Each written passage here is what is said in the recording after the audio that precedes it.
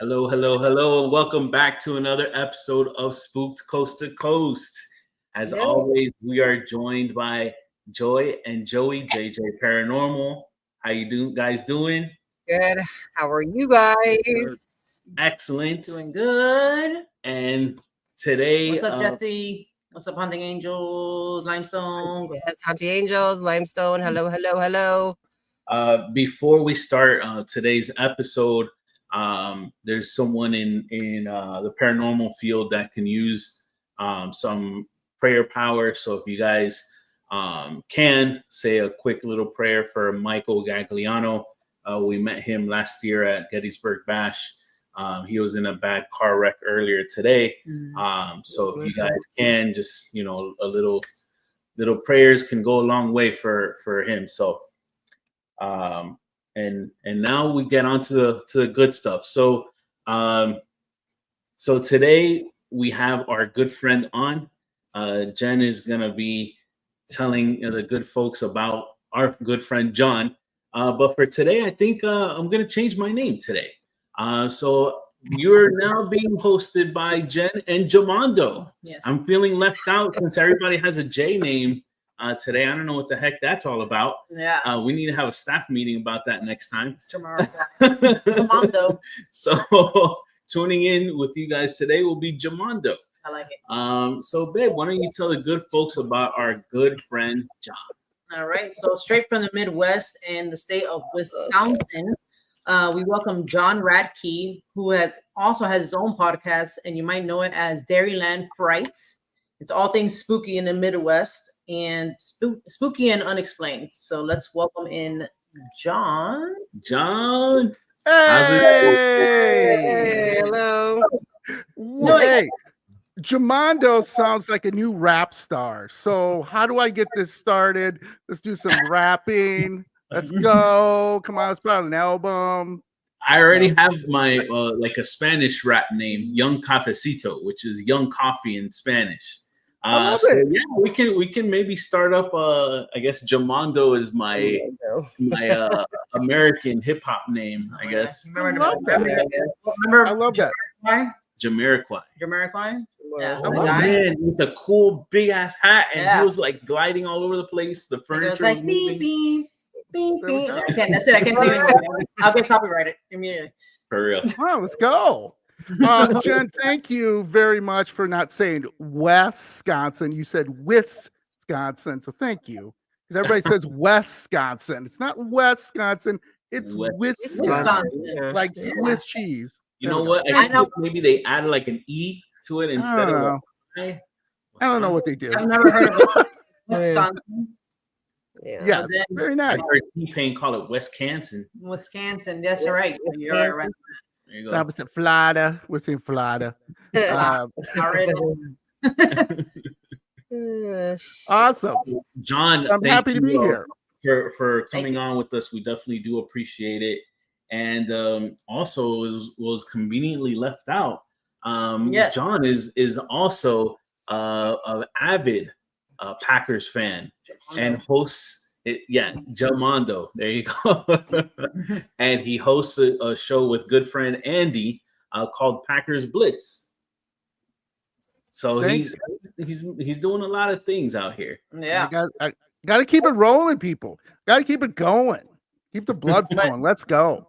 I think the two things both of you guys have in common is like the sports. Well, everybody here actually, paranormal and sports. So I mean, why not do a thing on both?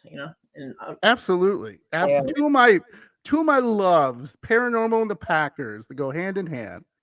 and I like cheese, so that's There you go. Yeah, I'll send you some real cheese, Jen. None of that's fake stuff that you're getting. We have the real stuff, so I'll send it to you. Don't worry. I got the hookup. You mean craft slices is not real? No, I like crafts. no Velveeta Kraft American cheese. That's not real, folks.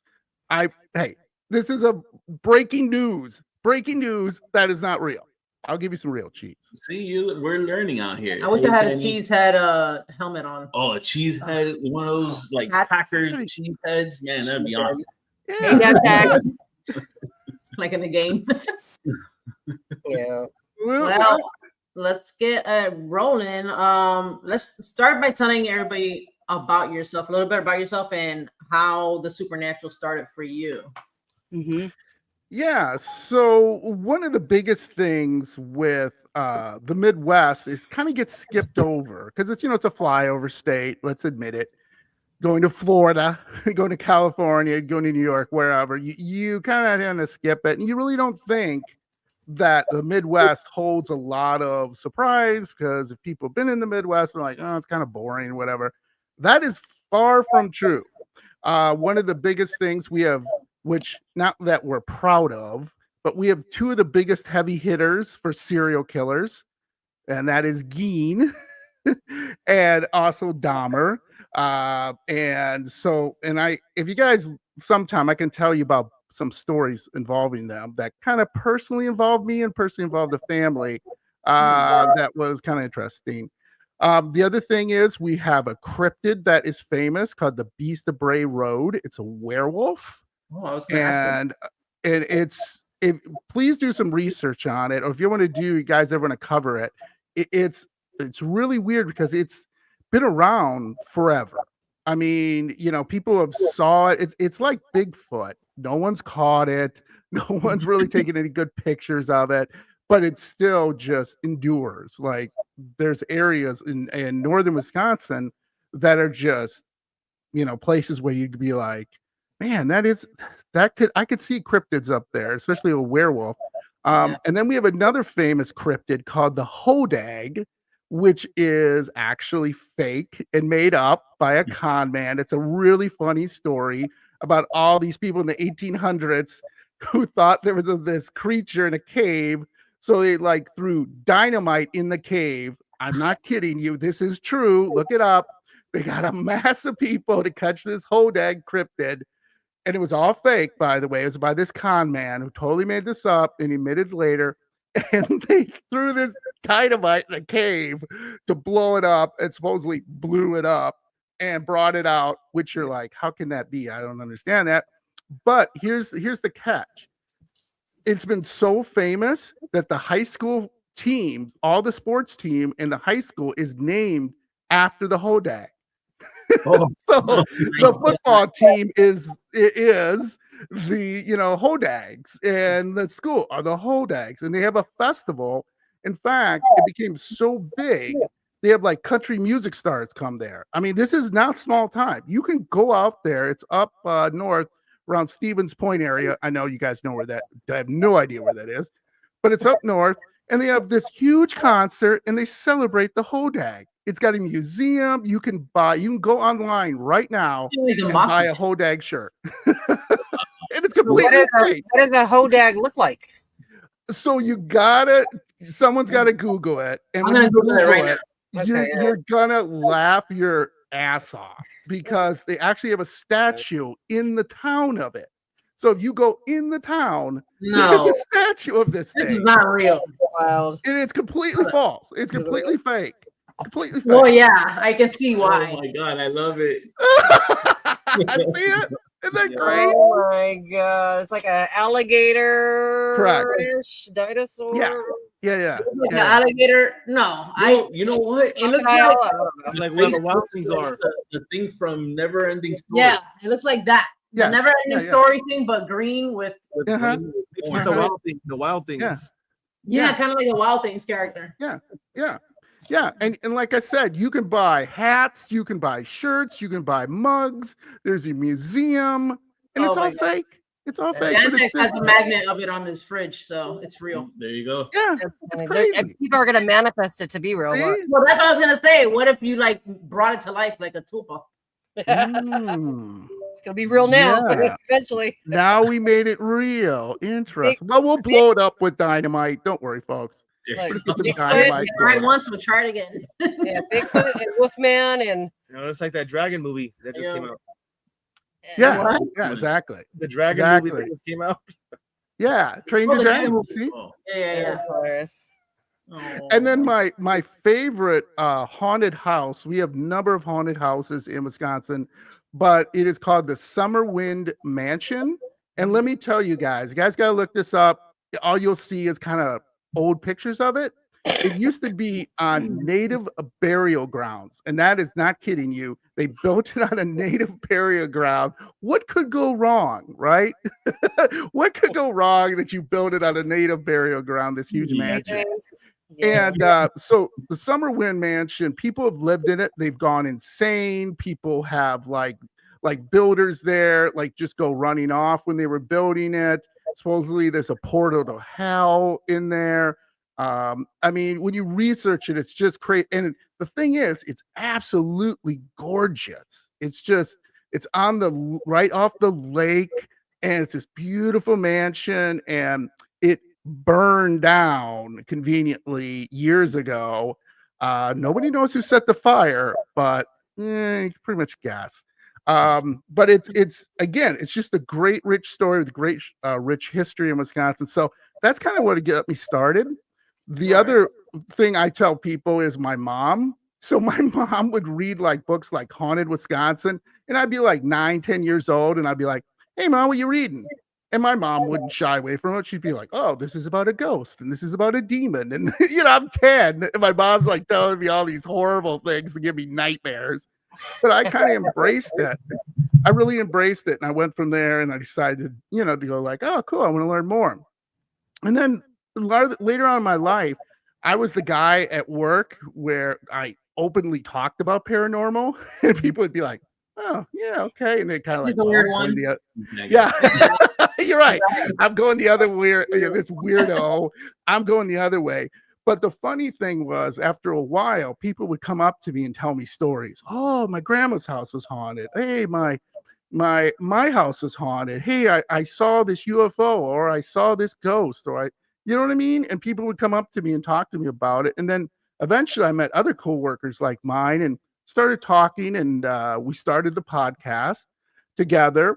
And then they decided they were, a little bit younger than me. So they're kind of starting their lives and having a family, and they just got too busy. So I took off from there, and I brought guests on. And one of my first guests was Jen and Mondo, and they were so wonderful and so cool, talking about different parts of the paranormal and what happens in their state.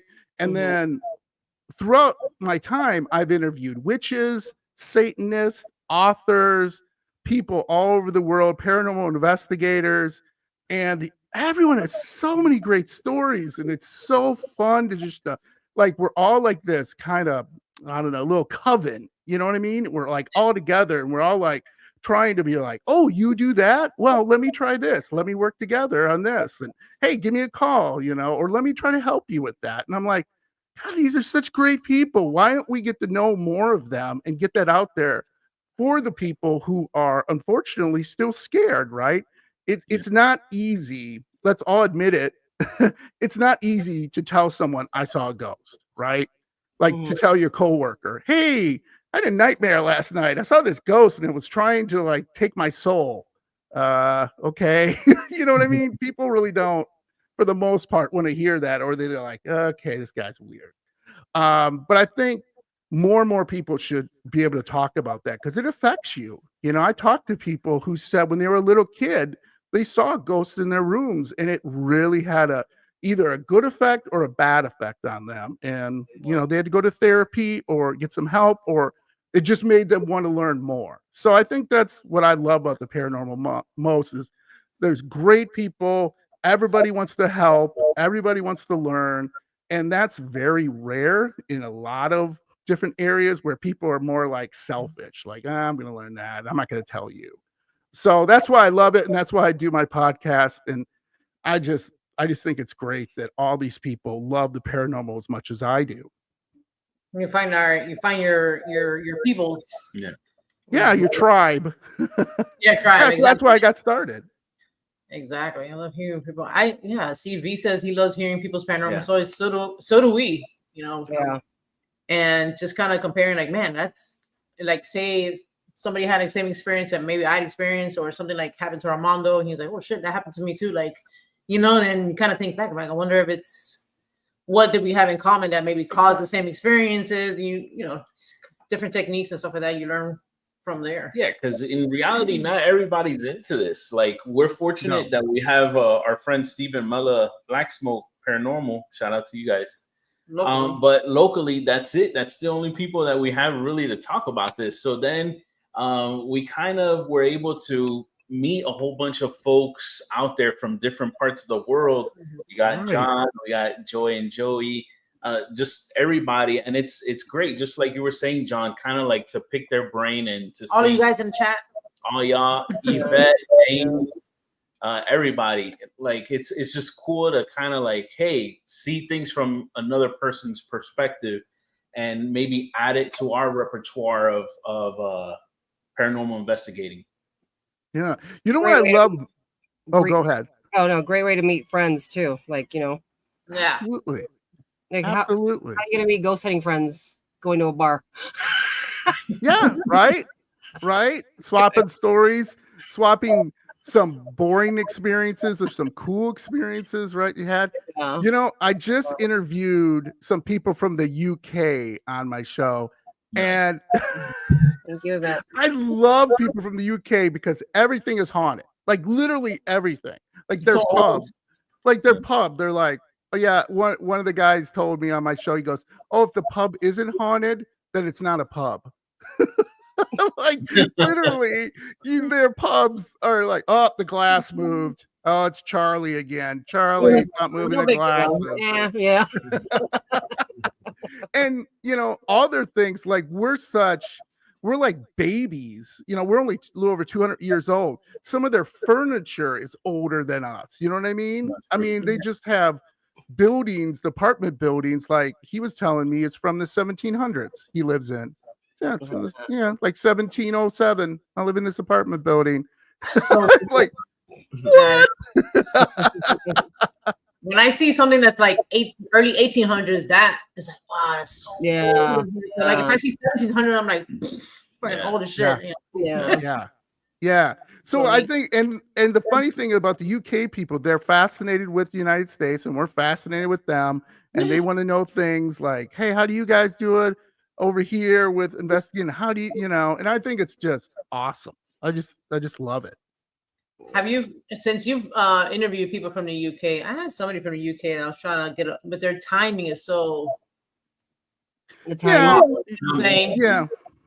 It's usually 6 to 7 hours, but everyone was really nice to me because I'm like, I'm not getting up at like 8 in the morning or whatever to do this. I'm just not one of those people. And they're like, no, do it in the afternoon. So I usually do it like 1 or 2 in the afternoon, and it's like 8 o'clock there, 9 o'clock. So it's not that bad. What I was gonna say is that I find them to be more on the, how can I say, old school way of paranormal investigating. Like they're more on the spiritualist side, and I think the US is definitely more equipment based and the bells and whistles. You know what I'm saying? Yeah, absolutely. Yeah, absolutely. Like they're really into like mediumships, and I don't know, they're more feeling things out versus us. Out there, I guess. Yeah. And you know, they have things too where they have like, you know, Stonehenge and some other monuments there that are just you know, God knows what they did there. Maybe they sacrificed people there. Maybe you don't know what they did. You know what I'm saying? They could have done millions of evil things there. I mean, they have druids and witches, and it's just crazy. You know what I mean? That they have there. And here in America, like if someone says they're a witch, we're kind of like, yeah, all right. There, if they say they're a witch, you're like, okay. Yeah, it's more embrace, I guess. You know what I'm saying? Exactly. Yeah. That's awesome.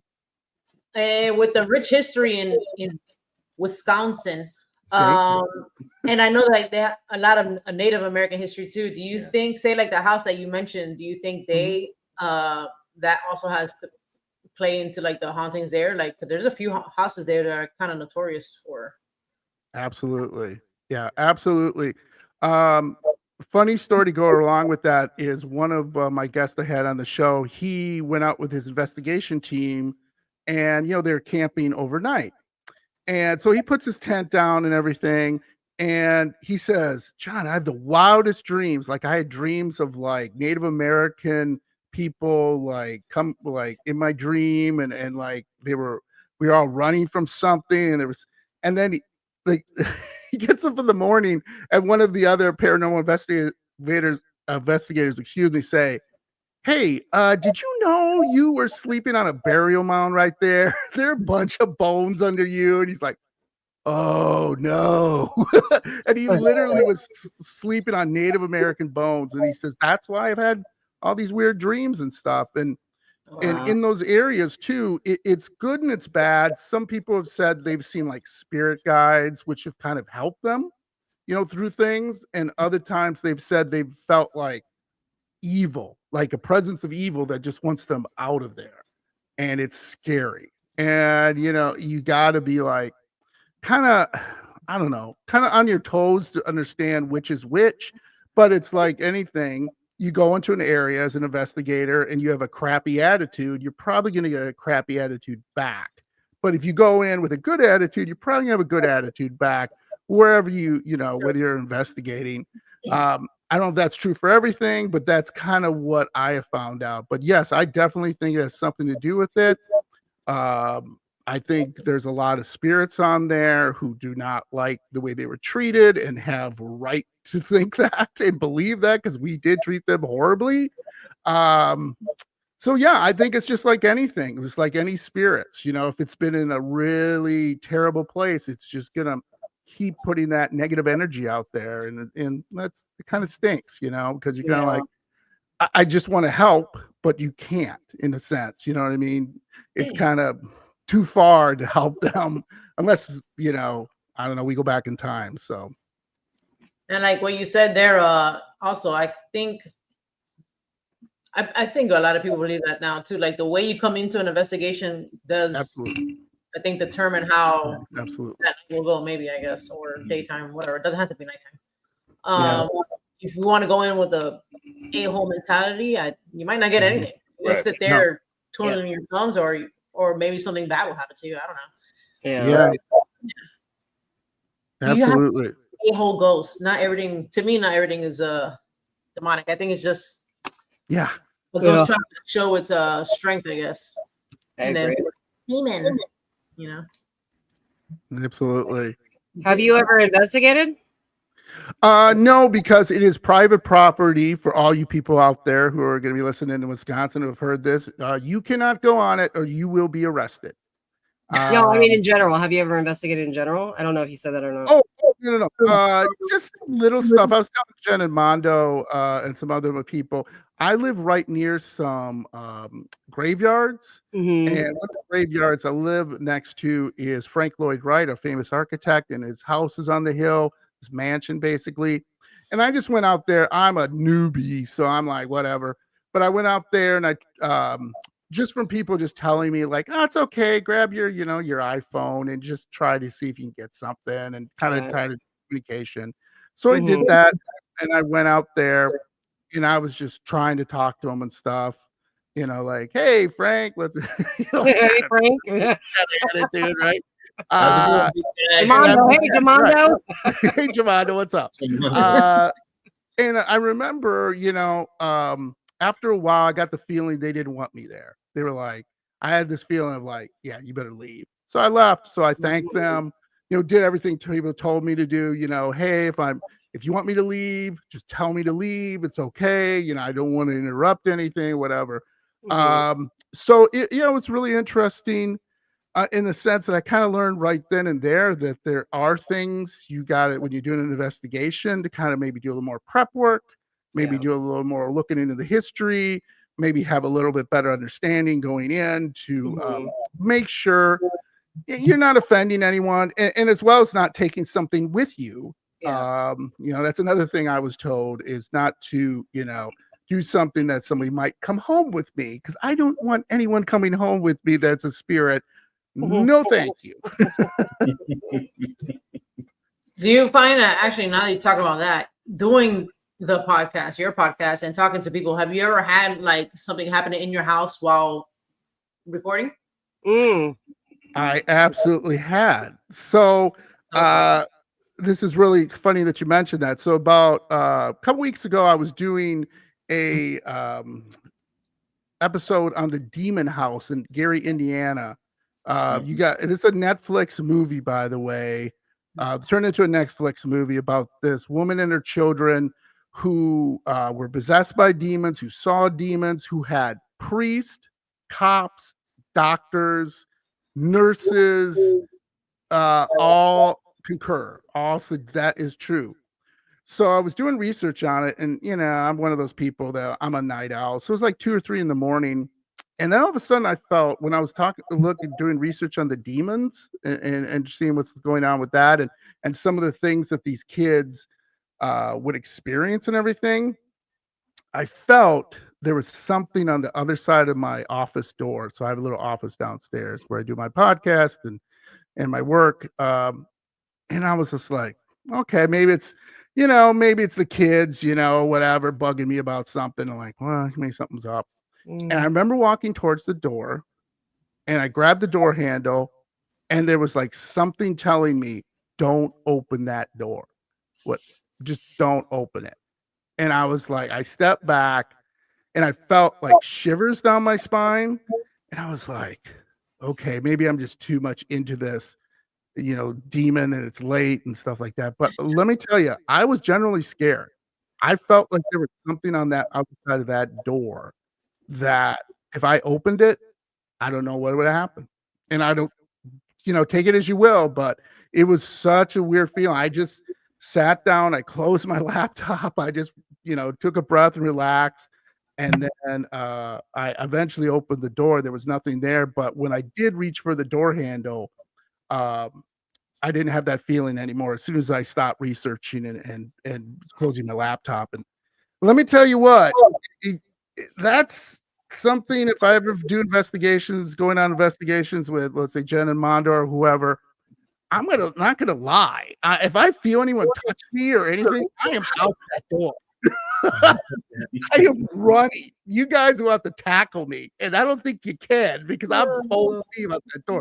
So that's why I'm amazed that paranormal investigators who go like, "Yeah, someone grabbed my hair. Oh, someone hit my arm, or someone tugged my clothes," and they're like, "Da da da da," or I heard a voice, like an Estes method. You guys are crazy. I would never do Estes method. I mean, that's just crazy to me. What you guys can see and hear. I'm just like, yeah, I'm out. Yeah. What happened? Like, what happened? Did anything else happen after that moment? Night? No. So I did feel like I was being watched, and my house is nothing special. It was built in the 1980s. It's just a nice little ranch home. Just in the suburbs. And I just felt something watching me. And, I'm like literally turning on all the lights downstairs like a big wimp. But it's like those videos. Have you seen those videos? You flick the switch and you run to the next room, and then you. That was me. That was me. That was absolutely me. And to this day, I don't know what it was. Maybe it's just in my head. I'm doing research or what it was, but I don't like it. I do not like that. So did it linger? Did you feel that way for a while? No. And I called one of my medium friends to come over to like sage everything, and then I explained things to her, and she goes, "Oh, John, it's probably nothing, but if it is something, let me know." And I told her name is Jenny, and I told her it might be too late. She's like, "No, I'm not feeling anything." Like she was like, "I'm not feeling anything from what I'm talking to you right now, not only through what I'm talking to you, but just she can like literally over Zoom or this or whatever, StreamYard, whatever, she can tell. Like literally she's that powerful. She can tell. She can be like, "No, I'm not nothing's coming up, but if it is, let me know." And that's I'm like, how do you know that? And how's that? But anyway, nothing has happened. So I'm that's good. Yeah, that's good. Yeah. So I guess you just kind of tapped into that weird energy, especially like late at night. It's kind of like when it's thinner at that time. So Oh, absolutely. And especially about if there's a thunderstorm in the area, everyone who's been on my show who lives in a haunted house or lived in a haunted house tell me the same thing. As soon as there was a thunderstorm in the area, a lot of lightning and stuff, that's when the activity would increase. Yeah. All the time. If also sense. too, That's if if people are like, this is weird, they said if they're like having the water on a long time, that's when it happens too. Like it's just water and electricity, what they kept telling me, that keep on bringing spirits forward. And I was just like, and that's true. You know, if you do research on it, a lot of haunted towns in America, they have limestone caves, they have rivers near them. And those typically towns or cities have a lot of paranormal activity associated with them. So yeah, it's fascinating to me. Yeah. Yeah. I feel like a red light might have something to do with it too. It might amp up the theater for some reason. I don't know if red. Yeah. Sure. The color red. Sure. Absolutely. Right, Jamanda? Can you write a red shirt? I'm trying to bring him. He's bringing it in right now. It's like the red door. Yeah, the red door. Yeah. Awesome. Yeah. And with the places that, what would you want to investigate in your state? Like what place would you want to investigate? Like your go-to bucket list? Yeah. So there is a hotel in Milwaukee where the visiting baseball players stay in, and they always leave because they are scared. And it's haunted. It's called the Pfister Hotel. It is totally haunted. It's on record. And one of my favorite stories is the guy, his name is Bryce Harper, if you know baseball. He is a really good player for the Phillies. He stayed there one day, and he tells a story of, like, he put his uniform out, just put it on the bed, went into the bathroom to try to, get ready, comes back out, the uniform's gone. And he's like, no, I put it right there. Then he goes back in the bathroom, uniform is back on the bed. And he's like, okay. And then when he was sitting there, he felt like somebody's watching him. And this other baseball players have said they have seen spirits. They have seen like the TV turn on and off without them doing it. They've seen the shower go on and off without them doing it. Doors opening, voices, and all these guys, which I think is hilarious. These huge baseball players just run downstairs and be like, nope, get me to another hotel. I don't care where you put me. And a lot of baseball players, when they play the Milwaukee Brewers, they will not stay there. They'll be like, nope, I don't care where you put me, but don't put me in that hotel. I'm not going back. And everyone's had an experience. And that's where I'd like to go and check out, because there's a number of different halls and rooms that are just supposedly haunted from spirits who have unfortunately killed themselves, who have, committed crimes. I mean, it was for the mafia. So this hotel was not only used by the mafia, but it's also used by, other people, including Jeffrey Dahmer. I was there one day, stayed there one day. Not sure what he did, but I don't like Jeffrey Dahmer staying anywhere near me. Thank you very much.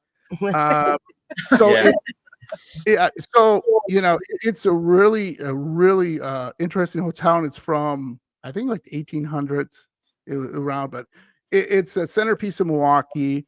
Everybody knows it's haunted. Like every Halloween, people go down there, rent rooms, have a Halloween party, and they embrace it. They're like, yeah, what are you going to do? Because nothing has happened, at least that I know of, that has been hurtful to anybody. Like no one's been like, pushed or, bitten or scratched or whatever. It's just kind of like TVs turning on and off, doors opening on, showers turning on, faucets turning on, clothes go missing, things like that.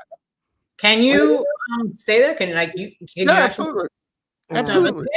Absolutely. Yeah, I could, have a room there. Most of the haunted rooms are taken up right in advance, of course. Everybody wants to stay at the haunted rooms, and you got to do a year in advance to usually get a year in advance in that room. Yeah. And they do not, by the way, folks, do not give you a refund. So if you run out in the middle of the night, Eh, that's it. There goes your SOL. money. SOL. Yeah, You know, right. SOL. Yeah, to you're take tough. this conversation to a whole other level, but when you talk about Milwaukee, I think of the show Laverne and Shirley. Anybody Yeah, know I about know. the show, or am I just old as hell? I love that fucking Everybody knows about that show. I love that show. Anyway, sorry. Okay, back to the subject.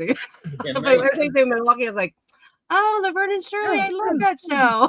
Yeah, there you go. Yeah, Yeah. yeah. See, Anyway. and Happy Days was filmed around Yeah. there. Well, See? they got the Fonz statue. So there's Yeah. a statue of the Fonz. If we really want to date ourselves. Off the boardwalk, there's like a river walk in Milwaukee. And yes, there is a Fonz statue. Guess what? My dad, when he was really young, they used to call him the Fonz because of what he looked like. Yeah, like he had that jet black hair and like the same. I don't know. He didn't have like a widow's peak. My dad has a widow's peak, you know, with like that. Yeah, yeah. I don't know, that island on your hair. That's and then, but the only thing is, my dad has like baby blue eyes, and then the Fawn has like dark eyes, right? Like brown eyes, but yeah, like the same style, Yeah. like skinny as hell, all that. Yeah, Nice. I think that's why my mom liked them. I don't know. I'm freaking Ash from Limestone. She said, I watched it when I was with the little one with my grandparents. That means I'm old as shit, Ashley. Thank you. I didn't watch it because they did not catch my attention. I don't know. I like I Love Lucy and stuff like that, but I Love Lucy. That was a good one too. yeah. I do remember them. Oh my god, that's hilarious. Oh, fuck. Yeah, that threw me off. I don't know what the hell I was gonna say. Sorry. No, I'm just thinking of my. I'll come back. Surely. I don't. Well, so that was filmed there. Yeah. I guess. I don't know. Was it filmed in Milwaukee, or was it No, show just yeah. They might have filmed like some, like some scenes to like the brewery or something like that, but no, Yeah. it was not filmed. Oh, okay. You never And- watched that show, Jen? Occasionally, I was in the Happy Days at first when Fonz was cool, where you could See, I don't like that get shit. the jukebox and would go on. He'd be like, "Hey, come on, it's awesome." The little dance they used to do. Yeah. Anyway. It's on YouTube now. Yeah. So there you go. What, Happy Days? Yeah, you can see some No, YouTube I on just watch YouTube. like Yeah. Nick at Night, or I don't even know that's on Nick Oh, at that Night. yeah, you can watch that too. I used to watch that. I'm like one of those weirdos that would watch Nick at Night. So even if I was like, What is it? Naked Nights? Nick. Oh, Nick no, Nickelodeon. Nick at Night, Nick, like Nickelodeon at night. Yeah. Nick at Night Naked Yeah. Nights. Nick Wait a minute. with the Fonz. Who's this Nick? What are you doing at night with Nick? yeah. And I'm like, Whoa, I didn't say it. Ramonda's over there getting. Jamondo, I don't know who this guy is. Oh, man. Jamondo was over there. For real. Naked Oh man. Yeah.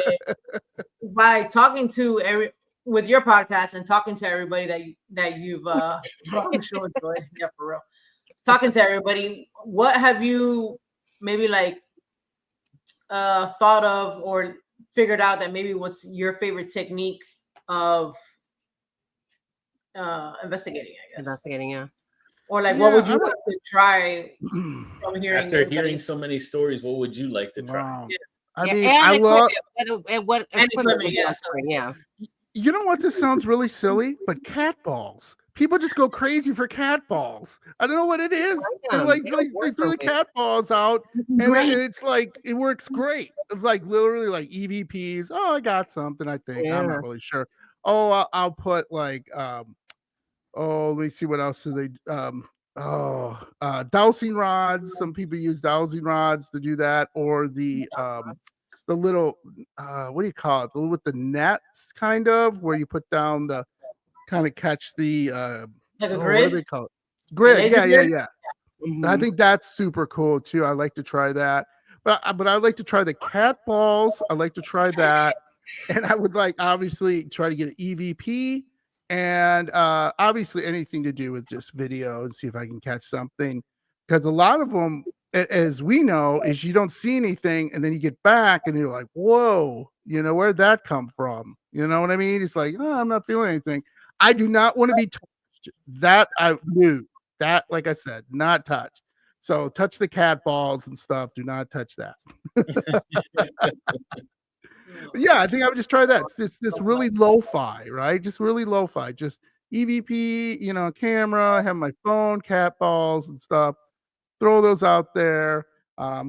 Not Estes. I will never do Estes. I don't know why why people Is it do because that. you're scared? Like, are you scared to hear the like the radio? Like, what are you gonna say? Or what is? No, not that. So one of my guests, she was doing the Estes method, and she was just listening, and she was hearing some things. Then all of a sudden, she heard behind you, and she just went bam. She just took off. But it was this deep voice saying behind you, and she was like, nope, I'm done. And then some of my other guests have said that they had someone whisper in their ear, like, I'm going to kill you. You're dead. Get out. I'm like, oop, dip, dip, dip. Nope. No, thank you. Oh. I mean, just to be in that, total solitary, right? It's quiet, and someone goes, get out. I'm like, nope. I'm out. That's scary as hell. You can't tell me that's not scary. Come on. Like, you get out. Oh shit. Yeah, so just keeping it low, just keeping it wide, lo-fi, and just going from there, because I think you still can catch stuff and still can, hear things. So I don't know what just happened. My screen went black. Can y'all? I seen a glitch. Yeah, I seen a glitch. Did it go away? Uh-oh. Yeah. See? It went away. I see you. Okay. See what happened? Yeah, See but it what did happened? glitch. Did it glitch, or am I tripping? I don't know. I thought I'd seen a glitch because I'm looking over here on the other screen, and I think I did see a glitch. See what happens? They're talking about that stuff, and look what happens. So look, you told it to get out, and it left. See, look at that. It's amazing. See, I just told you. Hey, no, what I was gonna say was like I've gotten things where I would like I feel like they're trying to be like assholes. Like, oh, like Yeah. like I told Armando, there was one time I thought it said something about tires. And I got a little spooked, but I'm still listening and I'm repeating like or whatever the hell it's saying. So I don't know what him and the other person are saying. But I was thinking in my head that it was trying to scare me. So I'm mentally thinking like, get the fuck out of here with that shit. Like I ain't talking to no a-hole spirits, right? No. And then just kind of like pushing those out. But sometimes, like as it says something, it could be a warning. Later on, I found out that possibly was a warning. It wasn't to us; it was the other people that we were with. So yeah, so maybe it's some things like, yeah, I'm gonna kill you, whatever. That I'm like, bro, bye. But sometimes during SS, you might get something weird, and you kind of get freaked out about it because it is scary. Like Jenny said, you're in a vulnerable situation there. You know what I'm saying? So it is spooky at the end of the day. But yeah, he doesn't you never know what you're gonna get. Yeah, he doesn't hear shit off of Ested. Nah, it's I don't know. I'm like, what's wrong with your ears? I'm You hear it. It's just that you're not used to it. So don't put it so fast. Everybody likes to put it so fast at first. Yeah, we do about 150. Yeah, I don't know. I don't hear the word. I don't hear words. What do you hear? I hear static. He's like, I don't hear nothing. Every time I've done it, I've heard nothing. His ears are broken. His ears are not broken. Oh my God. One of the more amazing things one of the more amazing things that's happened, like when we did an Estes together, Jenny was doing the session, and our buddy Joe was asking questions, and I was just snapping pictures, and all of a sudden, like a face ends up like morphing right next to Jenny's like head. So like here's Jenny like right off to the side, like you can see like in progression, like the face was starting to like appear. Ooh, yes. And we were outdoors. Were you wearing the goggles? She was. I was the one that was doing the. Oh, but you guys seen it, Mondo? Jamondo? Yeah. I took like Jenny was the one that taught me, hey, when you take pictures, obviously take series of pictures, Oh, it but was do the not pictures. move. Yeah. Yeah. Do not move. So I was literally like 1, 2, 3, 4, 5. And then you seen it? And then I would go back and see.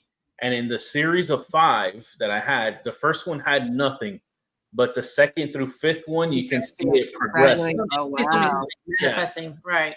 Mhm. And actually, talking Yeah. about serial killers, so that to me, I believe it was at a serial killer's dump site. Let's put it that way. Yeah. And I believe that Oh, was right. it. But it was Yeah. like it was skeletal. Yeah. Yeah. What you saw. Yeah. Hey, as long as I get you guys, I just think of a story. I interviewed Francesca. She's with shout out with Supernatural Eye. She went to a base in Florida that's supposed to be like demonic. Do you guys know anything about this? Because I've seen things on YouTube about it. There's this base that they closed down near the Everglades. Oh yeah. Yeah, we've been there. Yeah, Aerojet. Aerojet. Yes. And supposedly, I saw this on YouTube, and she had the experience too, which I thought was really interesting. Was there's like satanic symbols all over this base, right? Am I right on this? Am I okay? So Aerojet is comprised of a bunch of like warehouses, if you think of, but they're not like right next to each other, if you will. So you'll go very far.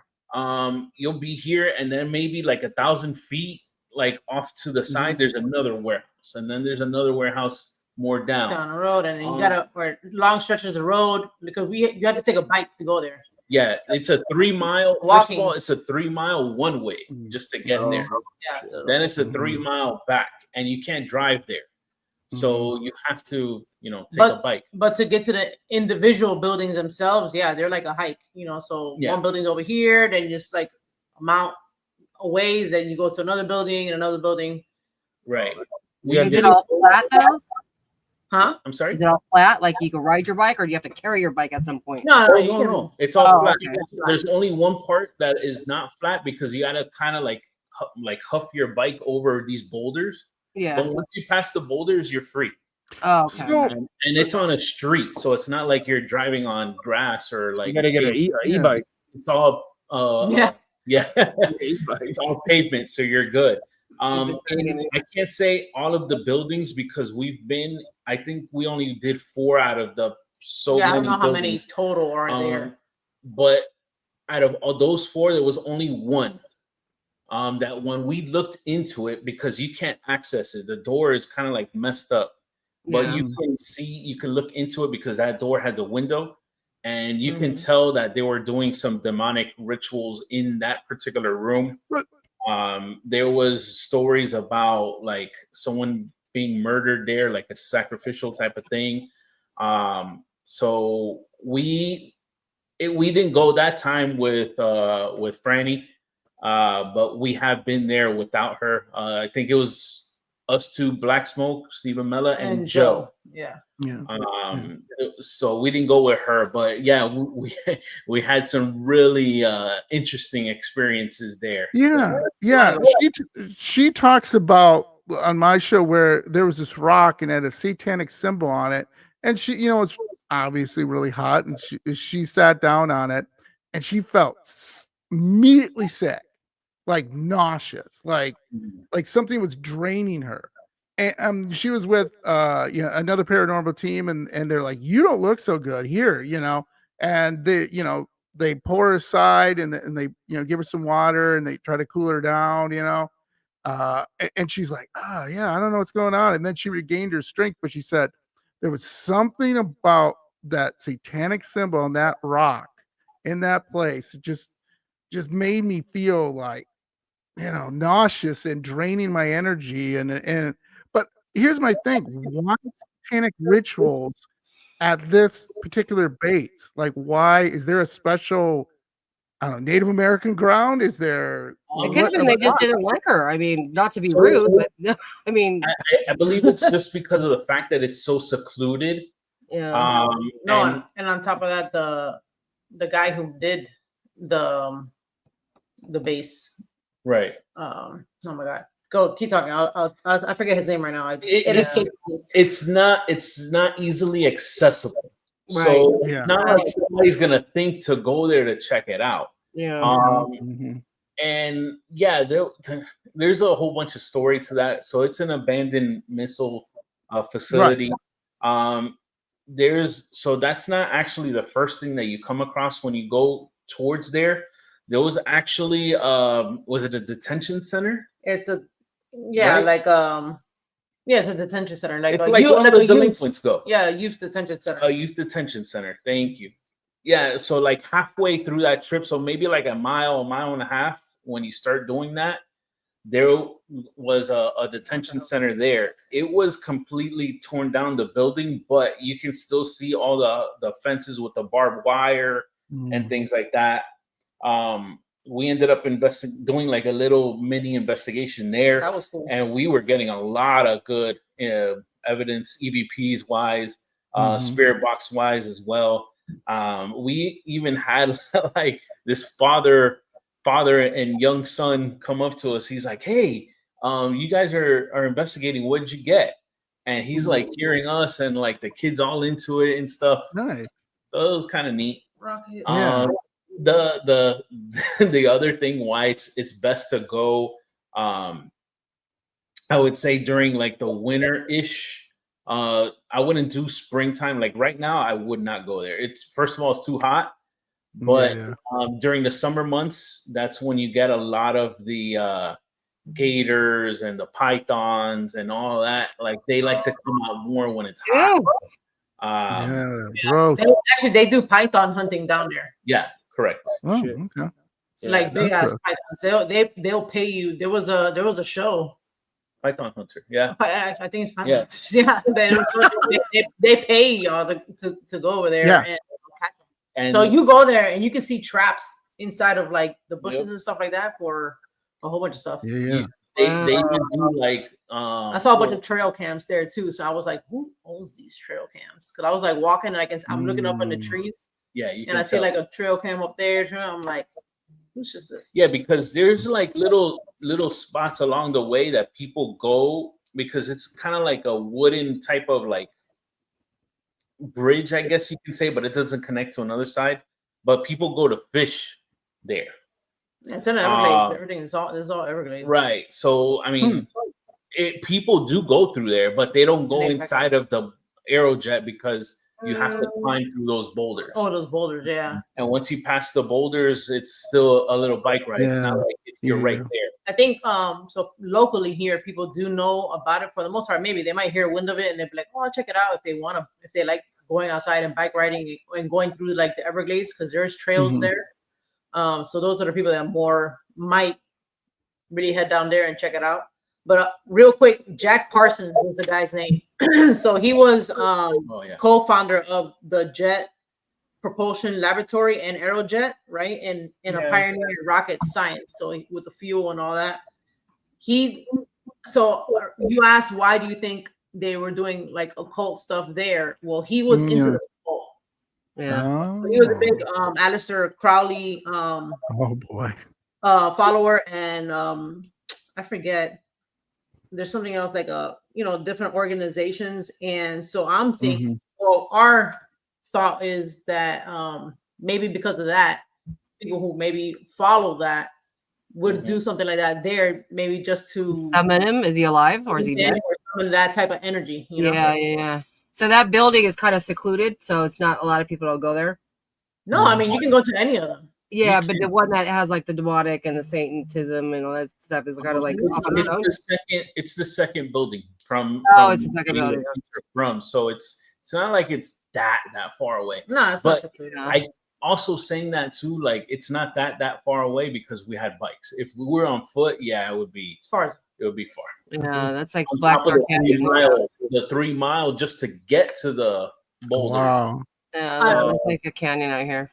But I would say that I do know that people do feel sick there. I think I don't know if Joe got sick or felt sick when he went with us. Do you remember? Not that time that he went with us. No, what happened to him was he put his equipment back down, and we went to that actual warehouse where the satanic things were. Yeah. He put his book bags down where we parked our bikes. And when we got back, like he was putting equipment away, and roaches were crawling out of his bag. Oh, Yeah. Yeah. They were like huge. We got palmetto bugs. That's what they were. Yeah, the big ones, right? The big cockroaches. Yeah. Flying water bugs. The big cucarachas. Those big flying water bugs that they have. Hell On ugh, Yeah, I'm with you. gross. I'd rather see like a ghost than that shit. So Yeah, but I would hate to Yeah, travel yeah, yeah. 3 miles and get eaten by an alligator. Yeah, that too.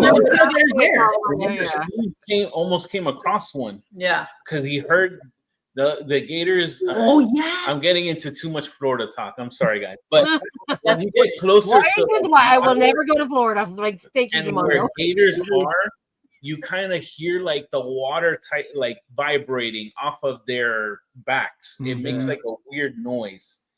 That's when you know, hey, start taking a couple. No, because he went to go check a building. Start running. This, but the thing is, it's so dark, and this was nightfall at that time. It was so dark, and he didn't know where water began or what was still asphalt. Right. So when he kind of got like literally, you couldn't see shit. It was that dark, and then when he got into one point, I guess it was like water, and you heard like a big ass splash in the water. He's like, "Oh shit!" He like ran back, Yeah, and now he was like, "I think there's gators there." Wait, are you supposed to run when you see them? You better run, not in a straight Right. line. Not in a straight line. It's okay, like the way, whatever it was still in water, so it doesn't matter. Like, Yeah, Okay. but that's the So thing. less than 101, John, if we ever make it to Florida. We get to see alligator, they're chasing us zigzag, okay? Well, zigzag with serpentine. Yeah. Bob and weave. Like you're like football, you know what I mean? You know, they're so fast. Why don't people ever just like, I don't know, like jump back and run the opposite way? I don't know if they're that fast. Because they're good at going straight. They That's what I'm saying. cannot go in I'm direction. gonna go like this. I'm like, No, but run the opposite way. they're able to maneuver their body like quick sideways, Well, like their head. Well, Their head, when the right. gator eats Jed, then we'll all be safe. I got close to a gator once, and my dad said just move very slowly. And when I turned around, this was back in the day. I was like, about 9, 10 years old. We were taking a picture, right? And this is Sanibel Island, and there's a lake there. So gators run that place. There's gators all over that fucking place. It's natural. They don't do anything. So we were taking a picture in some lake thing there. And well, I did not know, neither did my dad, that there was apparently a gator kind of like really close by. But when he was taking the picture, I guess he noticed and he was like, hey, but I thought he was fucking with me because I'm like 10 years old, right? So he's like, don't make any sudden movements, walk slowly to me. And I was like, yeah, right. You know, because supposedly in that lake was like the biggest gator there, like the oldest dinosaur on that damn That's why island. you don't fuck around, because when you do that shit, I'm not going to take you serious. Sorry. Yeah. So Did that your dad joke around with you? No, That's no, all? my dad's a big prankster, so I was like, Yeah, thank whatever. you. See? Yeah. So I was like, yeah, right. He's like, no, I'm serious. He's like, start walking. He goes, but like very slow. And I was like, oh god. So like I kind of like did like one big step, and then I did another one, and then like I jumped. That's why my mentality was to like jump forward, and then like I kind of like ran a little bit, and I turned around, and there's like not a big one, like an older one, but like a teenager one. Yeah. And A teenager? A teenager one. So it has problems. Yeah. He's very I small. have problems. Get out of here. So his mouth was open, like standing there staring at me, like, because they do that thing where they're like that. And I was like, open? Yeah. yeah, the mouth was open. I was like, oh, fuck. She's like, come here, little girl. And you got Welcome to Gator Talk, the new podcast, bro. We have a new podcast, Gator Talk. Gators. Yeah, we're talking about So gators. literally, I'm about to take this story is going to take you to the home of the Gators. So Jen and I, with our buddy Joe, we for XY reason we happened to be in Gainesville. So he's like, oh, I used to go to University of Florida. I'll take you to like this spot that I always thought was like creepy. So we go and investigate, and to get there, you need to take like this wooden walkway, And that walkways. and to get to I like don't like this that area walkway. where like supposedly there's these bodies that were buried, and they found them there, and Yeah. they Yeah, was supposed to getting- be like a serial killer type thing over there. Yes. It was. Right. But he was getting the evidence even before being a paranormal investigator. He was getting like evidence of that. So then he wanted to take us there. So we're going through the walkway, and Jen's like, "Yo, I think there's gators here, right? Like all you over. think This there's is one gators?" skinny ass boardwalk. You got gators on both sides. And I'm like, I can hear them. And then I don't know why, like Jen decided to like flash the flashlight into the water. And we Halfway down the path. And you see there's fucking eyes, like we were surrounded. glowing eyes everywhere. And I was like, Oh, hell no. damn. You better pray they ate already. Oh, we just waited damn. like, look at these dummies. These are gonna fall right in here. Here's Come on. dinner. Yeah. Yeah. Can I have some Jamando meat?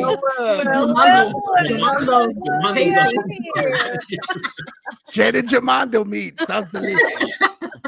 We got Exactly. 305. That 305 meat, that might be hurt. Yeah, it seems Get a little barbecue sauce on it. Let's go. Moho in there. Moho. Oh my But God. yeah, needless to say, Joe did take us to there, and it was awesome. We It were was getting cool. some good What are stuff you there. supposed to do? Like, if you are like in that situation and they come up to you, what are you supposed to do? Like, Let it hit them in run. their nose? You can boink them. It ain't gonna do anything. You boink If they grab you, yeah, you're done. You're done. Boink. You're done. Like whack-a-mole. They're gonna be like, "What's up with you? What is she doing? Karate now?" With this camera, this hypothetical mallet. Whack-a-mole. Oh, shit. So, Just gonna but really, there's Karate nothing. chop them. Boop. Go like this to it. So you know what's funny about that is that's scary. I mean, that scared the crap out of me. That is But scary. you know Yeah. what's more scary is I'll take you guys up to the woods in Wisconsin, and I will put you into the woods in the middle of nowhere where there's no sound, there's no nothing, and you guys will crap your pants because it's just nothing. It's dark and you Dead don't know nothing? what's coming, right? Isn't that the scariest? Oh, Where yeah, you're like somewhere, Not and even it's a bug. yeah. like It's dark and you can't see anything in front of Blair you. Witch. So then when you do hear something, you're freaking the hell out. You crap your pants and you run into a tree. Yeah. I didn't say that. You're gonna run into a tree. So I get it. Gators are Boink. scary, but all I'm saying is I'll get you in some Wisconsin woods and you guys will have like, get me out of here. Do they have Bigfoot? How do you know there's a gator in the water? Wait, what? We're going back to the gator. I just want. But there's gators in the woods now? Oh my god, it's scary. No. See, now you got us on the gator subject. Now it's gonna be stuck in our head. We're gonna start Now we Googling gotta where put they're gators in going. the woods. Wood gator, forest gator.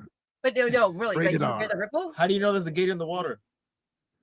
Oh, They're asking like you now. daytime or No, nighttime? you wear, Back you to wear gators. polarized glasses. No, somebody told me the answer, but I just Yeah. wanted to see if you guys. Oh, know. it's a joke.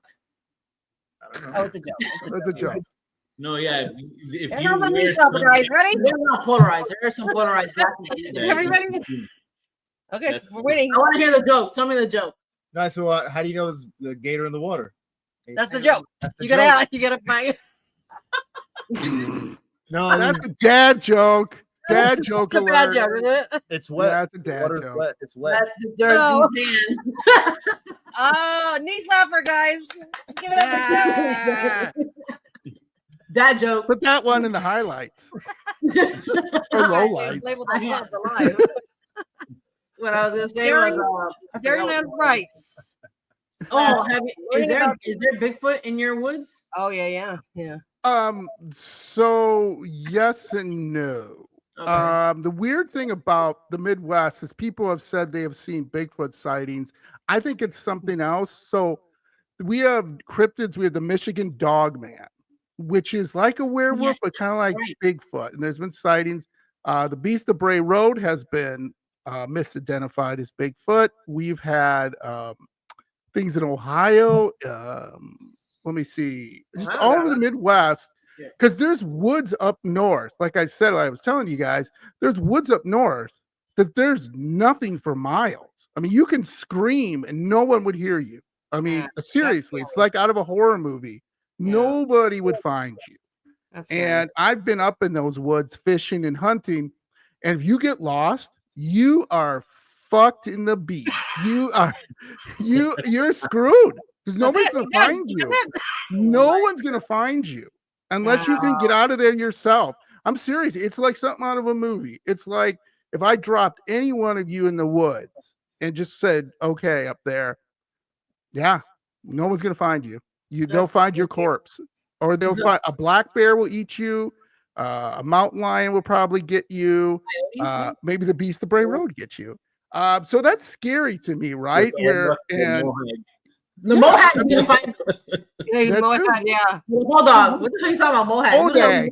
Hodak's gonna get you. Hodag, yes. Yeah, Hodag. and you know the funny thing is like people don't think about that. You know, if you like your car broke down, there was a story a few years back where this guy's car broke down and he did the stupid thing and he tried to leave his car and try to get help, and they found him about a mile down the road dead. He had frozen to death. You're not supposed to do that, you know. I mean, it's just you just don't think about that in today's day and age. You're like, oh, I'll just get my cell phone or dial 911. No, there is no cell coverage up there. You can't get a cell tower. There is no coverage. He's in So Starlink. you this is a brick. That's all this is. Starlink. Nothing. Did I scare you? Good. I'm not coming to visit John. Screw that. Joey said you need Starlink. Yeah, you need a satellite phone. Yeah, you need a satellite phone. Yeah, definitely. Yeah. It's not that I would take you guys into the woods for a game. Well, I would Let's play a definitely game. that beast. I think it looks like Dogman. I don't. Why are they calling it something else? What you think is Dogman? It's the same. Yeah, it's Dogman. The same. Yeah, Michigan Dogman. Yeah. Well, they All right. probably everybody calls it different things and stuff. It's like nobody can decide on the right name. Like, come on, people, let's put it together. If I ran into that, I Pick would one, damn it. and run into a tree. 100%. Oh yeah, and then we have the goat man. I forgot about that. That's freaky enough. It's half man, half goat. And if you think that's kind of funny, that's not funny. If you saw that thing coming towards you, you'd probably be like, this is good. You know those trucks? I'm taking it to a whole nother level again. You know those trucks that are like half car, half truck. You know what I'm talking about? They have like yeah. and then they kind of There you go, Cindy. That's what it reminds me of. Half man, half goat. Yeah, there you go. Every time I see one, I'm like, those things are so fucking ugly. Interesting. Yeah, they are. Yeah. They are. They Like, why really did they are. think that? Yeah. Yeah, I don't know. Someone wrong. Yeah. Awesome. Like a car truck. Car truck. Car truck. Yeah. It's ugly. Nice. A crutch. I don't know. I know the way my mind. We talk about stuff, and my mind starts envisioning shit. So. How about UFOs? Are there like UFOs? Yeah. Oh yeah, there's been plenty. Just if you guys commented on this, just last month I was looking out my window, and you can see it on my Instagram page. I don't know what it is, and people, if you can reach out to me and let me know. But I saw this stationary light just blinking, and I was just like, that's weird. Because I live in a suburb outside this like 40, 50 miles away from an airport. I mean, there's no way this was a helicopter, nothing. And when I took the picture of it, I enlarged it. It's like this green kind of shaped ship, I guess. I don't know what it is. And the weird thing was, a few months back, I was driving home from work, and I go through all these small towns on my commute. And there was this thing again. It was just sitting there stationary, just blinking and flashing. And I pulled over, and then this other guy pulled over, and we're both looking at it. And he goes, "Do you see what I see?" And I'm like, "Yeah." And we were both like, "What is that?" And I'm like, "I don't know." And I said, "Do you think it's a helicopter?" And we're like, "I don't hear anything." And they're like, "Well, what do you think it is?" And we both just stared at it. And we were both like, "I don't know." So we took some pictures that didn't really turn out to be anything. And then we kind of just took off, but it was just hovering there. right above the woods. And to this day, I don't know what it is. And I've shown it to a couple of my friends who, who are kind of experts in it, and they're like, I don't know. It's a UFO, John, because it's unidentified flying object. Police officer comes. What is that? I don't know. You know? Yeah, No, right. either. So it's identified. I don't know. I don't know. Yeah, and then we've had numerous sightings here in Wisconsin that people have seen UFOs flying over their towns, and again, as funny with Wisconsin people is we embrace it. We're like, cool. let's have a party, and everybody just goes to the bar and has a party over UFOs. It's like hilarious. It's like the UFO is gonna land and we're all drinking beer, and they're like, oh, okay. We're just gonna hang out. Everybody's cool. Let's all have a beer. You're not gonna notice. Yeah, there's just a lot of numerous cases where they've seen it in cities where, and we do have Air Force bases here in Upper Wisconsin where there are, places where they're doing stuff that probably who knows what it is, but it's interesting. It's near water too. I don't know what UFOs near water. We've had cases of UFOs being seen over water and everything like that, and I don't know what that is. What the water is? So do you think? Yeah, I don't know either. I don't know. Is there two different types of? I think we talked about that once, right? Two different types of aliens. One in the wherever the hell, and one underwater. Did we talk about that? I thought we talked about it. Yeah. I don't know. It's just fascinating to me. Yeah, I know. Yeah, it's interesting for sure. Because people think that they come from the water, not really coming from space. Yeah. They're underground. Absolutely. Yeah. So, again, I think it's true. I've had people on, I had a woman on here who was abducted by an alien, and believe what you want to believe, but it sure scares the hell out of her. And it really was a terrible experience for her. And then I've spoken to people who've had experiences with aliens and extraterrestrials who have said that they're here to help us, that they want to help us because they know we're screwing up this planet and they're here to help. So I don't know who to believe, right? Are they trying to take us or are they trying to help us? Right. But again, I kind of argue there are people in the world who try to help you, and there are people in the world that want to see you fail. Yeah. So, right, why wouldn't aliens be the same way, right? Some aliens want this planet for themselves. Some aliens would want to try to show us, hey, let's try to help you. I think that's fascinating. I think that's really interesting. And again, talking to people who have been abducted, do not share my sentiment of that they're here for good. And I can't blame them. I cannot blame them. Well, I mean, if you think about it, the ones that abduct you probably are want to poke you and experiment with you. So obviously they're going to have that idea because of what their experience with them. The good ones are not going to want to take you, right? They're here to save us. Yeah. So why would they take us? Yeah. So I think it's I think it's an interesting topic to talk to people about it. And again, we know extraterrestrials are here, and we're knowing UFOs are here, and most people are like, meh, whatever. Yeah. You gotta do something big because not like people don't give a shit. Right. Yeah, it has to be like Independence Day where they come down and start blowing the shit out of everything, and everybody's like, running around, Yeah, it's exactly what I feel like it has to happen because if not, people I got milk to buy. I gotta go to McDonald's or something. Like, I ain't got time for this shit, Yeah, exactly. Who cares? Yeah. And what I was gonna say, well, do you believe in Bigfoot? Like, what are your thoughts on that? Beings? Yes and no, because here's the thing. I know this sounds weird, but I hope they never capture Bigfoot, because think what they're gonna do to it. They're not going to be like, make it your friend. They're not going to be like, hey, everybody, it's Bigfoot. They're going to put it in the zoo. Yeah, they're going to keep it. They're going to keep it. They're going to dissect it. They're going to torture it. They're going to, come on, let's be honest. That's the first thing that they're going to do. They're going to figure out a way. How can we make a super soldier? How can we make this? How can we? They're not going to be like, hey, it's Bigfoot. He's on, the Jimmy Kimmel show. Hey, Bigfoot, come on out. No, they're going to torture the damn thing. and it sucks. I think so. So I don't want them to find. I want it to be whatever out there. And again, maybe they have. There are some people said they have found it and have started doing things. Yeah, I don't know. That's conspiracy theories, which I love, by the way. But no, that's my feeling. I don't know how do you guys feel about it, but I hope they never capture one, because I just think it's gonna be bad. I think it'd be good to capture them, but then I think it's wrong for if we do which we know they're going to do because they're scientists and they want more answers. Yeah, absolutely. Okay, so there's a question. Do you think do you think there's more than one Bigfoot in the in every area? They have to have more than one Bigfoot, right? Because they had to make a baby. They had to make a Bigfoot, right? Yeah, absolutely. Do you think they're all related? Absolutely. Yeah, and I think there's different types.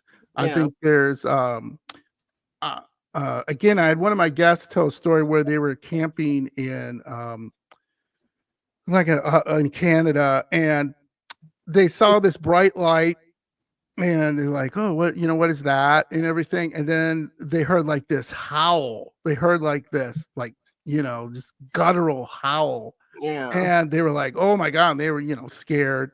And they were like, what do we do? And of course, then they were like, though, just like being dumb humans, they said, let's go to the area where this is, where we might have heard it. And they walked towards the area, and the guy says they saw like these marks on the ground, and then looks like footprints. They couldn't tell what it was, but they were like, oh, that was just really strange, he said, just to hear that. And it was like this gigantic creature that howled. It wasn't like a wolf or a bear or nothing. It was like very, very loud. Something very large was making that howl. So again, I don't know. I think if Bigfoot is still around, it has to have mates and it has to have offspring. Yeah, for sure.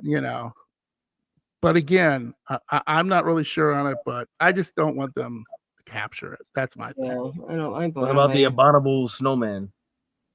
That I don't really know much about. I think that's really interesting, though.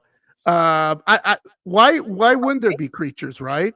Why wouldn't there be creatures somewhere that we've just not been at that just evolve, right?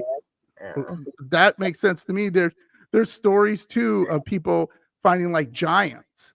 Like there's supposedly stories that the military don't tell where they found like these giants in a cave, and it had tried to capture it, and most of them soldiers were killed, and then they left, and then years after they told this story of this 10-foot giant coming out and just tearing their platoon apart. I'm like, that's interesting. I've always thought that story was interesting. If people don't know about it, it's the Kandahar giant. So if you all want to look into maybe they live underground. That's why we can't find them. Supposedly, that's why there's a whole bunch of stuff in. Supposedly, that's why the military or they try to do something over there in Afghanistan, is because they have all these like giant caves and they have a whole network. Yeah, it's crazy. Yeah. The greatest story is if you ever sitting at a bar and you can talk to someone in the military who's been saw action or have been overseas. Oh my God, do they have great stories, and stories that will scare the shit out of you. Be like whether it's paranormal or not, you're just like, wow, okay, you can stay with that. I will not. That's just crazy. Joey was overseas, but he was floating in the ship. So do you have any? We'll have to think about stories another time. But do you have any stories about the ship? I mean, I was on an aircraft carrier, and okay, a lot of the machine spaces were. Like when we were deployed, I didn't see the light a day unless I came up to the flight. Oh, deck. He was on the bottom. Yeah, he was in there. So there were days go by where I didn't see daytime. So well, that must be machine spaces were low. You had to take ladders going down. There was no stairs, so it was very, very, very, very spooky, scary. Yeah. I had someone out for the military who was on an aircraft carrier, and she said that they were just hanging out, just doing whatever in between shifts, and they saw this fighter jet fly by, and then saw something else fly by, And then they were like, "Oh, what the hell is that?" You know, it could be anything with the military. But then all of a sudden, she says the SEAL team comes out and they get on this helicopter, and the helicopter takes off. They could not hear the helicopter. The helicopter was completely silent. And I'm like, whoa, I've heard of that before. And she validated it. She goes, oh, yes, there were helicopters that I saw take off from the carrier that were completely silent. Yeah. Didn't make a sound. They had that. Yeah. Yeah. And I'm just like, whoa. Because you've heard stuff like that. You know, like, really? Do they have stuff like that? And it just blows you away. John, there was an interesting question. What's your take on it? Wanted to get your take on it. It's from Joy's daughter, Monet. And what she asked was, do you think ghosts miss food? I love that. You know, they have to, right? I would. They have to. Yeah. They have to miss like all the things like food, sex, conversation. I mean, because these were people, you know, I mean, they were like you and me. So imagine you Jamando and Jen, you pass and you haunt your house and there's a new family that moves in and they're making a wonderful dinner one night. Like this. You're going to be like, standing there. God, this is delicious. Where do I get that? I put my finger in it. Yeah. All of a sudden they see like the pie go or whatever, the cake. Levitating off the ground. It's going this way. Hey, bring that back. I love pizza, man. I think I would be heartbroken.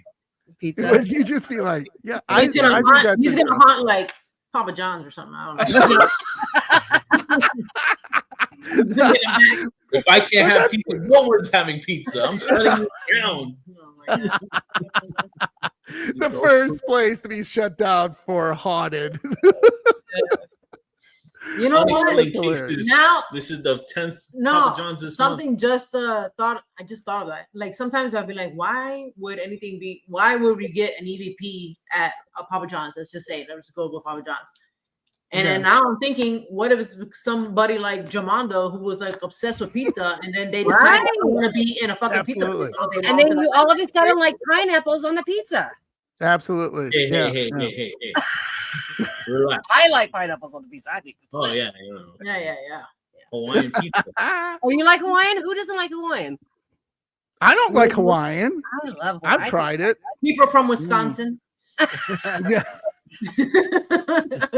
No, we do not like pineapple. Wisconsin. Hey, come on, we got it right, folks. Wisconsin. Wisconsin. Awesome. Wait, do you like so you don't like pineapple pizza, right? You said no. Give me a good pepperoni and sausage. There we go. Meat lovers. But pineapple. We limestone. Come on, limestone. That's right.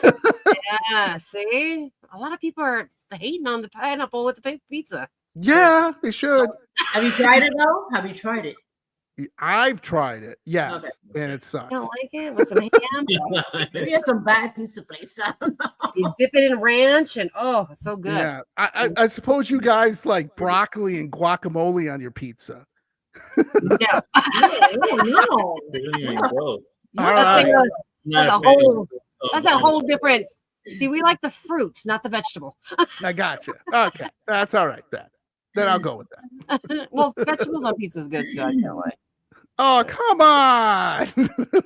Yeah. Meat lovers. Thank you. Yeah. Sometimes, if you don't want the veggies, you get a good meat pizza, man. Yeah, that's absolutely. I don't like the sausage. I'm not a sausage person. Yeah. Okay. You can throw some ground beef on there though. How about gator meat on your pizza? Yeah. Have you ever had gator meat? Anybody? No. Yes, I've tried it once. Yeah. Tastes Did you like it? It tastes like chicken. Seriously. It's gamey, but it's gamey. Yeah. What is gamey mean? It's a taste. It's not. Yeah, chicken. I had a gator steak when I was down in Florida on business years ago, and it was okay. It was a little gamey. What does gamey mean? Maybe like chewy? Chewy? Yeah, like chewy, and I don't know. Like some people say fish are fishy. Like Yes, it's too yes, that's fishy. what I feel like. It's like it's a fish. It's supposed to be fishy. What are you talking about? Okay, have you ever had deer meat? It's like, Anybody? like chewing on a boot. I know.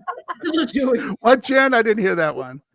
Deer meat. Has anybody had deer meat? Oh, venison. Come on, people. Venison sausage, I know. venison jerky, venison That steak. shit was good. Oh, It's a little gamey. yeah. That's gamey. Like you can, it's a different meat, but it's, Right. that is good. Yo, I had I think I deer, had that. deer jerky.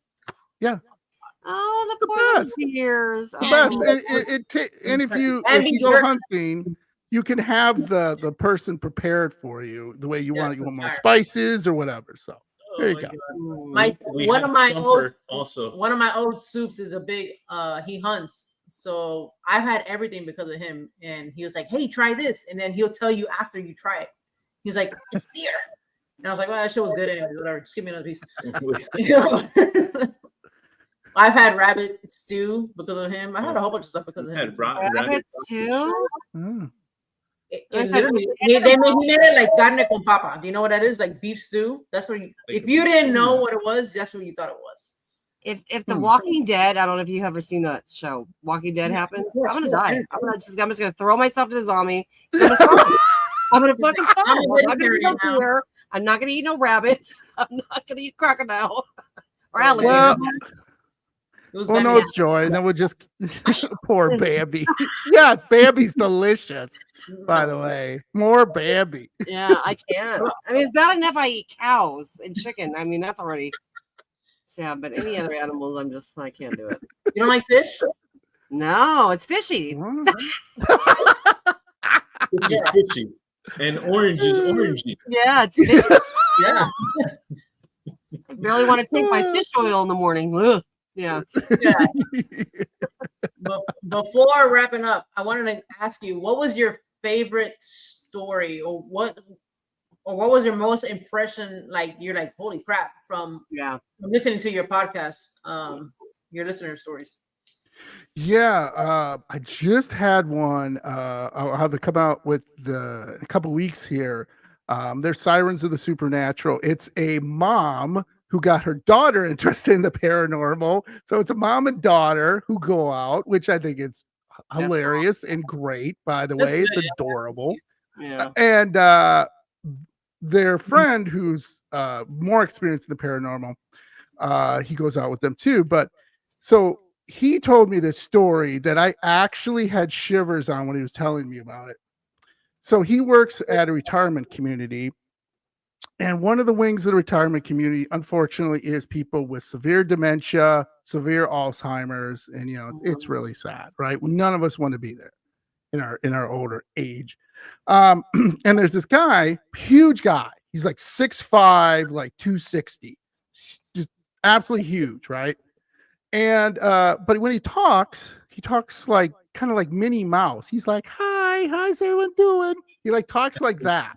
And it's weird, right? You go in, there's this huge guy, and you're like, hi, like Mike Tyson. So imagine Mike Tyson, if everybody knows Mike Tyson. And so he goes in there, and he's a really nice guy and everything like that. But he has severe dementia. And he kept telling this gentleman, I think his name is Harold, said, Harold, he calls him Harry. Harry, I keep seeing things, and he's like, okay, we'll get your medication, we'll calm you down, no problem. And then one day he goes in to the room to give his medication and stuff, and this guy, I'll just call him Sam, just staring at him, at the orderly Harry, just staring at him. He's like, uh-oh. Is he dead? What's going on? And he comes up to him and he shakes him and he says, hey, Sam, you okay? And this deep growl comes out of him and he says, leave me alone. And he's like, okay. He's like, oh, this is weird. And he's like, dementia people change voices, and according to him, change voices, change personalities. They can have multiple personalities. So you don't know each day what you're getting. So he goes in there and he goes, no, hey, calm down. I'm here to give you and he goes, you're going to die. And he's like, okay. And then he is like, goes out of there and he talks to the other nurses and stuff. And he says, hey, something on with Sam tonight. I think we've got to look into him. We have to bring somebody out here. He doesn't seem himself tonight. And then the Sam never gets out of bed unless the orderlies help him or nurses help him. So all of a sudden they turn around and there he is standing in the doorway. And in this deep voice, he's just like, you're all going to die. I'm going to kill you. And they're like, okay. And they're trying to get him back in, but he would not move. They can't move this guy. He's huge, right? And they have to get like 3 or 4 other guys to put him back. And he's fighting them, right? And he keeps growling at them and just, leave me alone. You're all going to die. And, they're trying to get him in there. They finally get him in there and they have to strap him down. Then they give him his medication and stuff, and he's still growling. And he's still just, freaking everybody out. And then he comes back to, Harry comes back to look at him. He broke his restraints and he's free now. And they're like, he's standing in the doorway. He would not move out the doorway for whatever reason, though. He's standing in the doorway and he says, oh, you're going to die. I'm going to kill you. And they're like, okay, what do we do?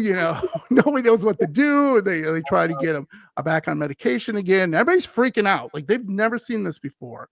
And they're like, he's taking over. He's going to take me. He's going to take me. And he's, he's just freaking out on him. And anyway, they finally get him restrained. They finally get him in there and, he's calming down. Then all of a sudden, this would freak me out. Harry goes back in there and he's looking at him because he's concerned about him, as well as you should be for your patients.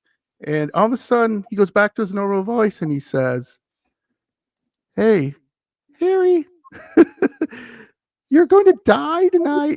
Oh, hell no. Someone straight out of a movie. Nope. Yeah. And this guy has been working this for years. This isn't like his first rodeo. He's seen very strange stuff. Yeah. And he said, John, I got in my car and I was so scared. Like I thought he was going to show up at my house, like literally like open the window and this guy was going to be like looking at him. And he said, to this day, they don't know what happened. They don't know if there's something in there, if there was something going on. And then of course, the doctors look at and again, they explain people in dementia, they have different personalities. So they'll call you like every swear word in the book. Like you can, unfortunately, my mom went through this. And when I go see my mom sometimes when she was going through this, she would just be like, get the fuck out of here. And my mom would tell me that. And I'd be like, okay. And she wasn't my mom anymore. She was a completely different person.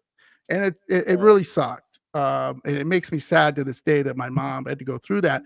But, oh my God, to go through that and just know that, again, this guy could have ran through and just tossed these nurses and orderlies aside like they were nothing.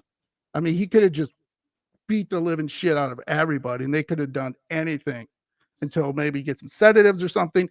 But he says, I've never been so scared in my life, John. He goes, I've been on numerous paranormal investigations where, I've been touched and scratched and yelled at or whatever by an entity or a spirit.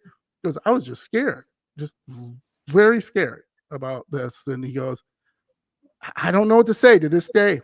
I don't know what it is and what happened. And, that really shook me. I'm like, imagine that, you're coming in and someone's telling you you're going to die and they're going to kill you. And just trying to deal with that. And how do you deal with that? Right. You can't, you just don't know what it is. So he said, to this day, I don't know what happened because eventually, Sam went back to himself and never happened again. But he said it was just that incident. And he goes, I don't know what it was. But he said it scared the hell out of me. And I was like, you're scaring me. That's a scary thing. Yeah, super creepy. Yeah, I know. It's just super creepy. And it just is like, again, when he went back to his normal little Mickey Mouse voice, I think that's more scary. Yeah, exactly. That last part is what's scary. It's like, you're gonna die. You're like, oh, buddy, what the hell? That to me is That just too. I was thinking about that. Dantex. He said that he never left the room. Like he never left the room. No, I find that weird never. too. Never. And again, I don't know what that is. I don't know what that's all about. But it's it's strange.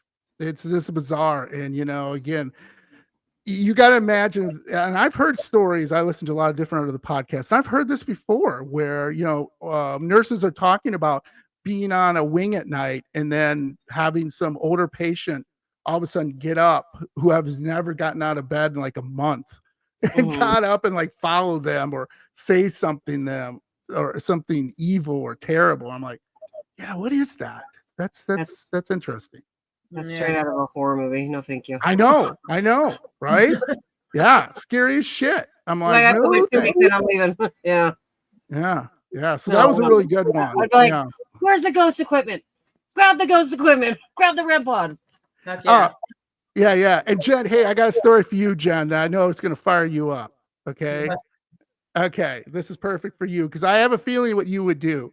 So this female paranormal investigation team was in a jail and they were investigating it. And, some things were happening. They were getting pushed. There were some hair pulls.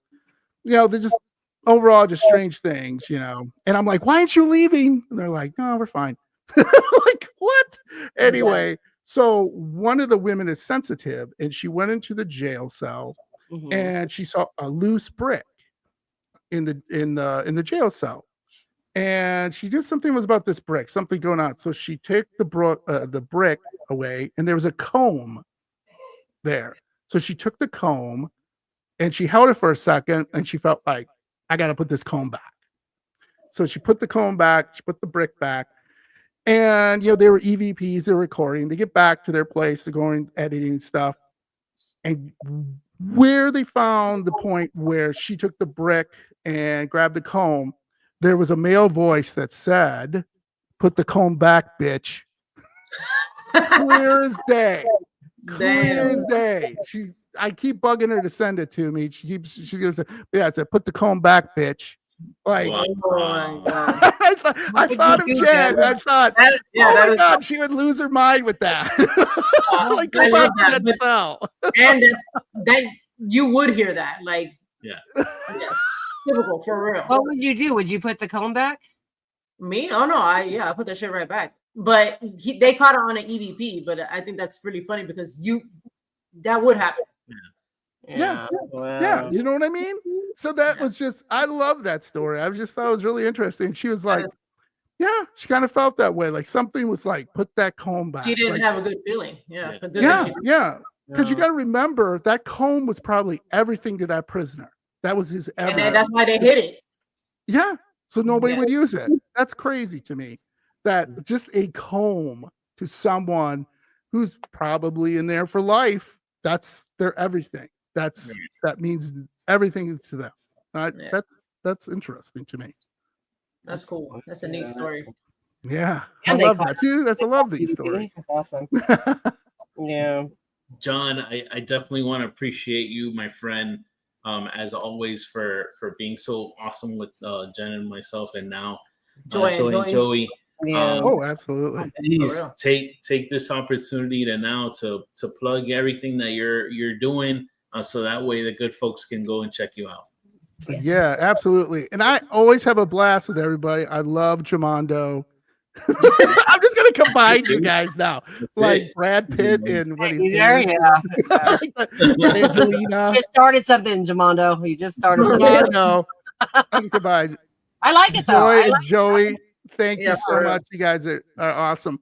So this week, I've been doing Mental Health Awareness Month, because one of the things I've struggled with mental health, and I know a lot of my friends have, as well as family. So I always try to do anything I can do to help. So the episode coming out this afternoon, which is already, is my friend, and I love her to death, is Deborah from Paranormal Paradigma. She is awesome. She does some really great stuff. She did a I would love to see Jen and Mondo or Joy and Joey do this. Do a session with her, a spirit guide session. It will blow you away. I'm not kidding you. It will totally blow you away. I did not put it on my podcast because, well, frankly, got into some real personal stuff about my family and about my kids and some other things that she was spot on. Like, there's no way she would know. Absolutely no way. But I heard that. I heard that from Cindy. Yeah. Absolutely. And she was amazing. And she was, you know, these spirit guides that you have, by the way, I don't want to brag. I have 4 of them. And they really do. They really do help me. Like, I've been in situations in my life where something has told me, like, nah, maybe you don't want to do that. Nah, maybe you don't want to turn there. Maybe you don't want to go there. Maybe you want to go to that party. Maybe you want to stay home tonight. And I, you know, maybe it's, you could say whatever, but it's weird that maybe you didn't want to open that door downstairs. Exactly. And there's been other things like that in my life where it's just been somebody's watching out for me. So she calls them spirit guides and call them guardian angels. Hey, all right, cool. We're right in the 4 club. So anyway, we did a session with her, and I did not put it out, but I brought her back on the show for mental health awareness, and we talked through that. Please, she says she wants more men to get involved. She knows men like to hide their feelings, but she's like, I have a lot of women, customers, but men, you need to reach out sometimes. It's okay to share your feelings, which I'm like, yeah, totally get it. Yeah, definitely. But one of the things I don't know if you guys ever heard of this case or have seen the movie, The Conjuring, The Devil Made Me Do It. Yes. That is a true case. I watched the documentary recently. I'd highly recommend watching the documentary because it raises more questions than it does belief in this actually happened. But anyway, so we did a subject on that, and she kind of talked about like maybe they should have done things differently from a mental standpoint to maybe help this young man who's 11 years old being possessed by the devil. But as a mom, you're maybe not thinking that. You're thinking, I need to help my son. You're not thinking, hey, let's go to a therapist. You're thinking, let's get God to help and Jesus. And there's nothing wrong with that, but you need other things that maybe could help with that. So that's coming out today. And then I have Dairyland Frights is my sister podcast. I put out just scary stuff. It's not fun at all. It's serious, scary. I decided to do that because I wanted to just kind of show people, that, there's some really scary shit out there, and it's true, or maybe not true. It's for you to question. And I did it on a case about a woman similar to The Devil Made Me Do It, and believe it or not, in Ohio, who was supposedly possessed. This teenage girl, again, was possessed by the devil, supposedly. But in here, there's actual evidence that was on a news program that you can see on video where a telephone was thrown at the girl during the interview. And there's no way in hell that people could say, oh, they did this. This is in the 70s, early 80s. So there's if someone did this, like, congrats, you fooled us all. But it doesn't look that way. And it turns out, too, there's a tragic story in this, too. So she never got past it. And unfortunately, she's in jail for, this is terrible. I'm sorry, folks. She murdered her 4-year-old little girl. So, and she claims that the devil made her murder her little girl. And she's in jail now because of it. And she never got away from this. Never in her life. She never got the help she needed. People didn't really believe her. And eventually her life just went to shit. And she eventually committed murder and killing her own daughter. And I'm like, that's true. That actually happened. That is not made up bullshit.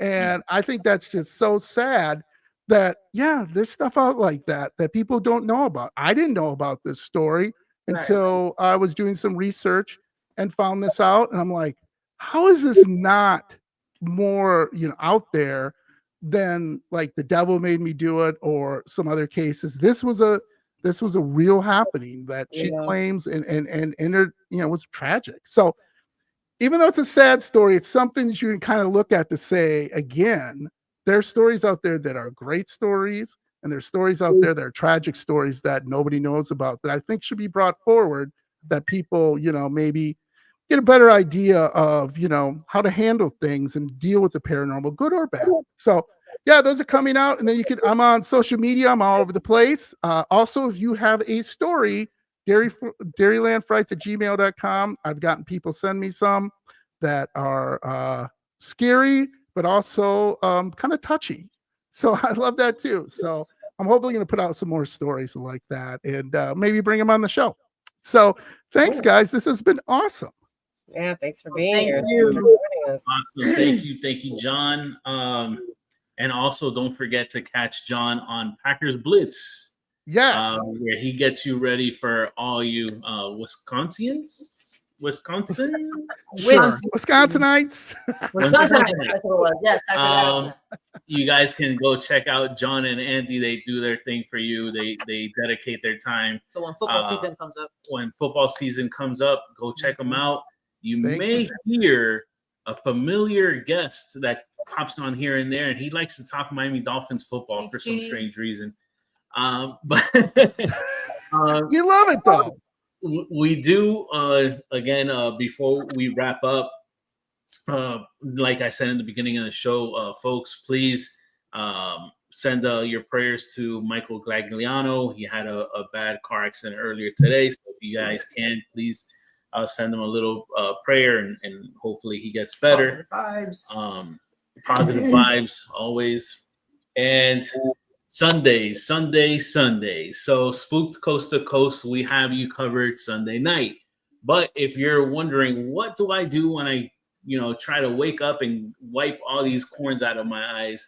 What should I watch? I don't know, all those boogers. They're eye boogers. Eye boogers. There Eye you go. boogers. You want to make some coffee. Let's make something normal. You want to put some. If you want to make some coffee while you watch a show, well, the good folks at Weird Java got you covered.